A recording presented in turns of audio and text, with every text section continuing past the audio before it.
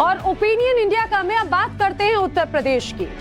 योगी के यूपी में निकाय चुनाव में ओबीसी आरक्षण को लेकर चुनावी पैंतरेबाजी अब 7वें आसमान पर चढ़ती हुई नजर आती है।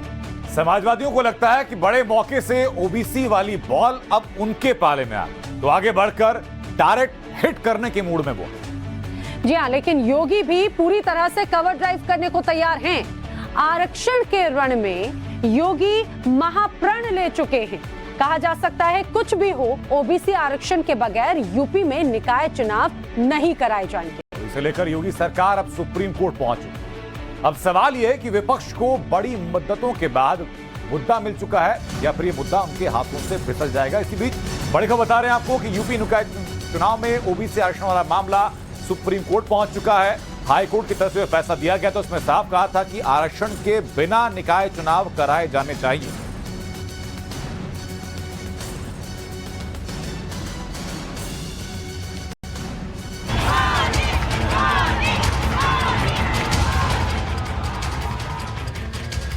आज पिछड़ों का आरक्षण छीना है, कल दलितों की बारी हो सकती है।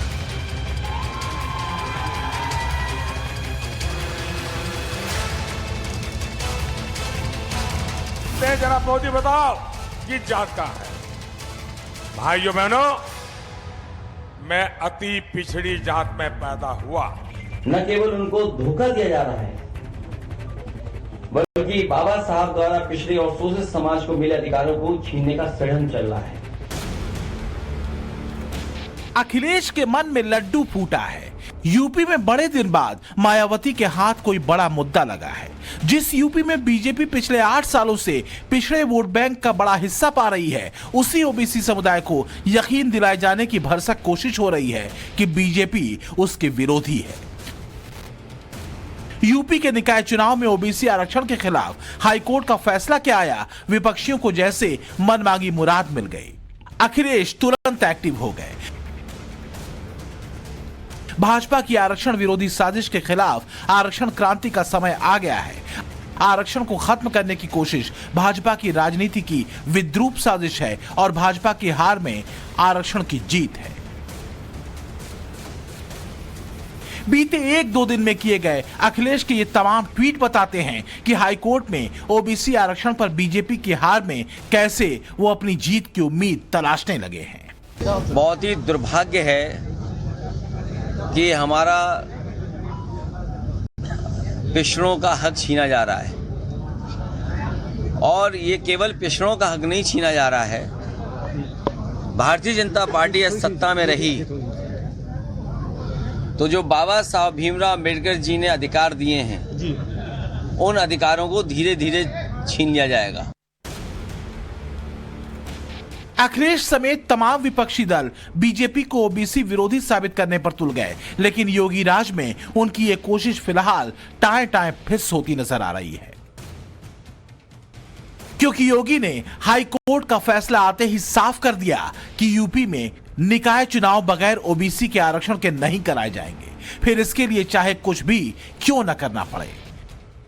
हर स्थिति में हमारी पार्टी, हमारी सरकार ओबीसी और SC/ST समाज के भाइयों के साथ है।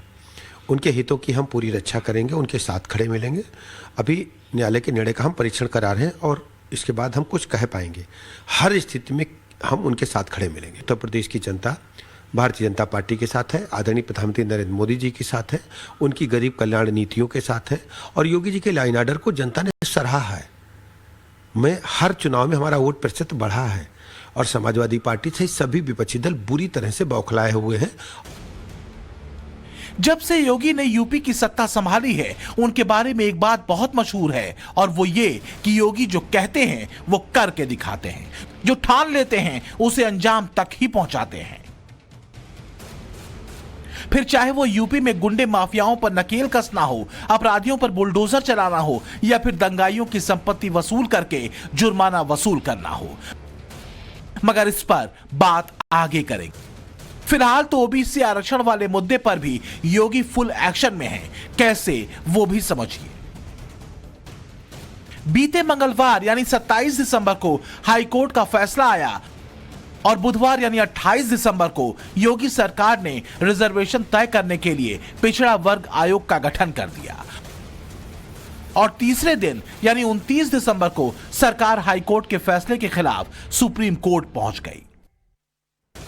जी हां, योगी सरकार ने इलाहाबाद हाईकोर्ट की लखनऊ बेंच के फैसले के खिलाफ सुप्रीम कोर्ट में स्पेशल लीव पिटीशन दायर की है, जिस पर 2 जनवरी को कोर्ट खुलने के बाद सुनवाई होगी। इसके अलावा योगी ने 5 सदस्यीय पिछड़ा वर्ग आयोग का गठन पहले ही कर दिया है, जो मानकों के आधार पर पिछड़े वर्ग की आबादी को लेकर सर्वे कर शासन को रिपोर्ट सौंपेगा।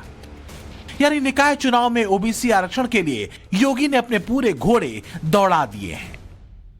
सबका साथ सबका विकास के मंत्र का जाप करती है, सबको हिस्सेदारी देने की बात करती है और अन्य पिछड़ा वर्ग को जो आरक्षण देने का काम है उसको दिए बगैर हम लोग यूपी के अंदर नगरीय निकाय चुनाव कराने के कतई पक्ष में भी नहीं है। लेकिन उसके लिए जो भी प्रक्रिया अपनानी पड़ेगी वो मतलब आप लोग एक बार फिर से बैठेंगे, फिर से अदालत को न्याय आज ही बैठेंगे। तो मतलब जो आरक्षण है वो आप लोग चाहते हैं कि वो उसके साथ में चुनाव, अन्य पिछड़ा वर्ग को आरक्षण के साथ ही चुनाव होंगे। हम ओबीसी आरक्षण शून्य करके चुनाव के कतई पक्ष में नहीं है, उसके लिए जो प्रक्रिया अपनानी पड़ेगी। हालांकि विपक्ष योगी सरकार की इन सारी कोशिशों को घड़ियाली सहानुभूति और रस्म अदायगी कह रहा है। अखिलेश और मायावती ने तो ओबीसी समुदाय में बीजेपी को विलन साबित करने के लिए पूरी ताकत झोंक दी है। क्यों, अब इसे भी समझिए। ओबीसी आबादी बीजेपी का सबसे बड़ा वोट बैंक है। यूपी में करीब 55% ओबीसी आबादी है। लोकसभा और विधानसभा चुनावों का ट्रेंड बताता है कि बीते 10 साल में बीजेपी को ओबीसी वोटर्स का 2 गुना समर्थन मिल रहा है। आंकड़ा देखिए, 2017 के विधानसभा चुनाव में बीजेपी को 46% ओबीसी वोट मिले थे। वहीं 2022 के चुनाव में भी बीजेपी को करीब 65% ओबीसी वोट मिले थे, यानी पिछली बार से 19% ज्यादा। ये ओबीसी वोटर्स का ही कमाल था कि योगी को यूपी में प्रचंड बहुमत मिला। जहां तक लोकसभा चुनाव का सवाल है तो जानकारी के मुताबिक 2009 के लोकसभा चुनाव में बीजेपी को 22% ओबीसी वोट मिले थे, जो 2019 में बढ़कर 44% हो गए।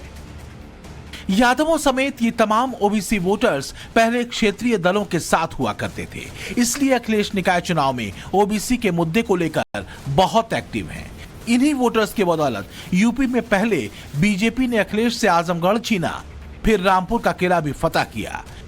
अभी अखिलेश के पास सिर्फ मैनपुरी ही बचा है। कहना शायद गलत नहीं होगा कि बीजेपी की इस कामयाबी के पीछे कमंडल प्लस मंडल का डेडली कॉम्बिनेशन है। इसलिए भी योगी निकाय चुनाव में ओबीसी आरक्षण के लिए मिशन मोड में काम कर रहे हैं। Bureau report, times now, Navbharat.